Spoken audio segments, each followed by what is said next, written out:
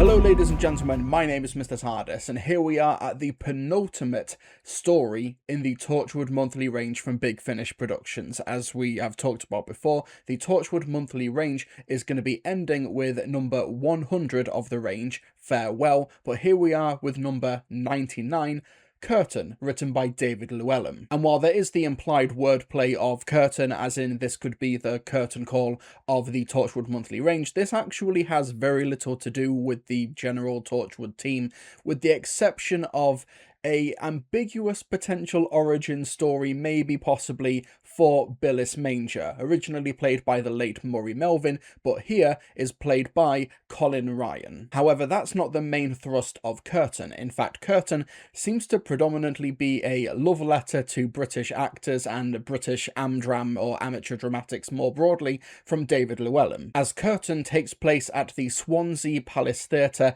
in the present day, where 20 years ago on this very night the theatre originally burnt down during a performance of a play called Mephisto, basically an adaptation of Christopher Marlowe's Faustus, the story where the titular Dr. Faustus does a deal with the devil for fame and fortune. One of the pyrotechnics allegedly went wrong and the theatre burnt down, but the theatre has since been rebuilt and it's now time for the three original actors from the Faustus play to come and do another reimagining of it, and the three actors 20 years on have been lured to the theatre under false pretenses by Billis Manger. These three actors are Roger Cartney, the only actor whose career survived the tragedy and has since gone on to become essentially acting royalty in the Doctor Who universe, played by Robert Bathurst. You've also got Matilda Balfour, played by Sarah Douglas, who was once a big star but is struggling to adapt with the times, who is having to record self-tapes in train toilets for a Star War or a Marvel. And you've got Dermot Lacey, played by Cyril Unry, whose career just nosedived that fateful night 20 years ago and is desperately trying to reinvent himself, but he may get his wish when Billis Manger summons them here, claiming that this new public read-through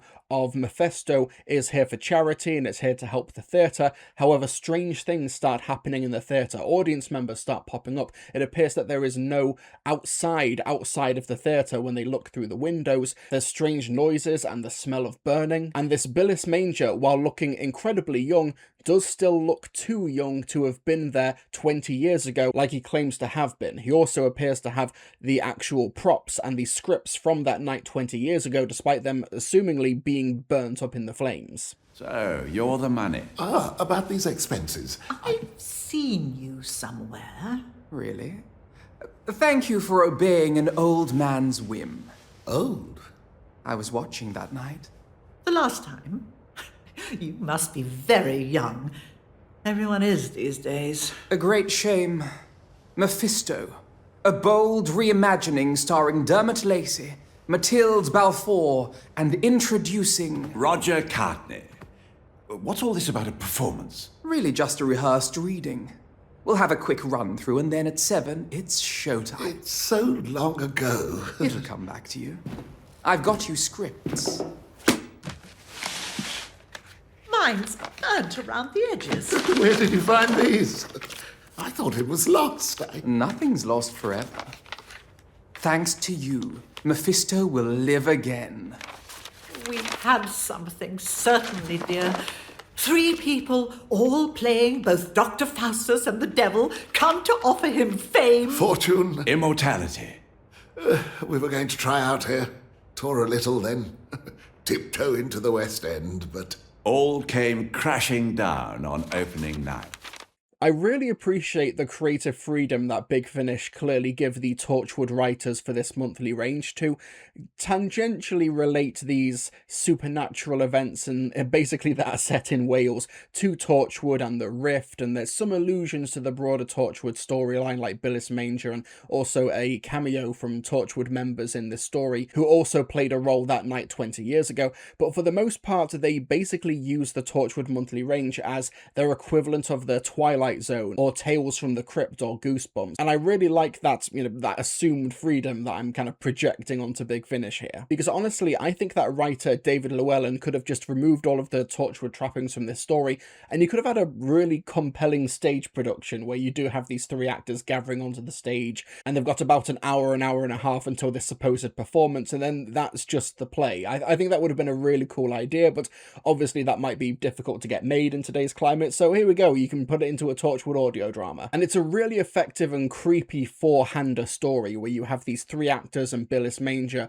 orchestrating the night's events, and I think that Colin Ryan does a really good job as a young Billis Manger. I think that he seems way older than his young voice would suggest, but there's just this weird uncanny element to him, and I think that it adds a really neat wrinkle into the potential origin of Billis Manger while still retaining so much of the mystique that's made the character so memorable and interesting. But it's the three main actors and their dynamic that really does steal the show. There's a great economy of storytelling here where we learn so much about their personalities and how they interact with each other and how they feel about each other, not just in the present day, but how everything was shaped on that night 20 years ago with the original performance. Everything from Roger Cartney auditioning for the play with Dermot, and Dermot is the one who terrified Roger, and he would be facing away from him during the audition with the cigarette smoke, and these really great vivid imagery that Robert Llewellyn has thrown into the script. But now the turn has tabled, and Roger is the big iconic star,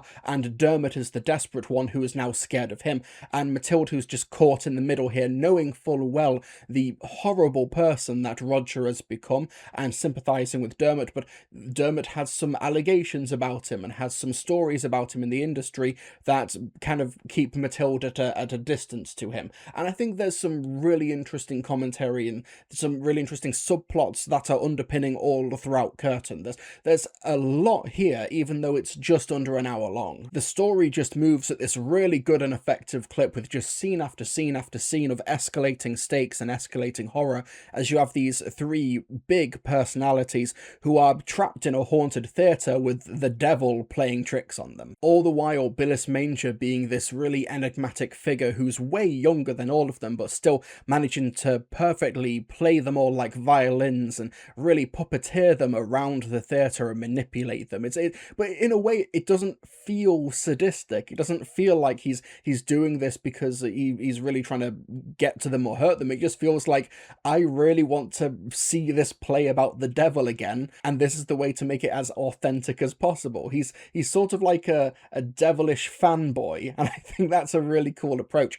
It would have been very interesting to know what it would have been like with the original production, because the original plan for Curtain was that this would have been Maury Melvin's final role in the Torchwood Monthly range, and unfortunately Maury Melvin passed away before he could record this, so they had to adapt the script and they had to recast, and I think they made the best out of a bad situation, and I think it's a really interesting touch to have this younger Billis. And part of me wishes that the behind the scenes interviews that they did for Curtain touched a little bit more on that, as opposed to the actors Sarah, Cyril and Robert talking about anecdotes in their time in the industry, which it's great to hear that. I loved listening to that, but I would have liked a more broader approach to the behind the scenes interviews for this one, but these are nitpicks. Curtain, as the name would imply, is a really fun and theatrical Twilight Zone episode of Torchwood, and it's this Twilight Zone Tales from the Crypt approach that I've always loved about the Torchwood range. These stories like The Flawless Man, or Widdershins, or The Hollow Choir, or Poppet, these are the Torchwood stories in the monthly range that I think showcase the best of the range,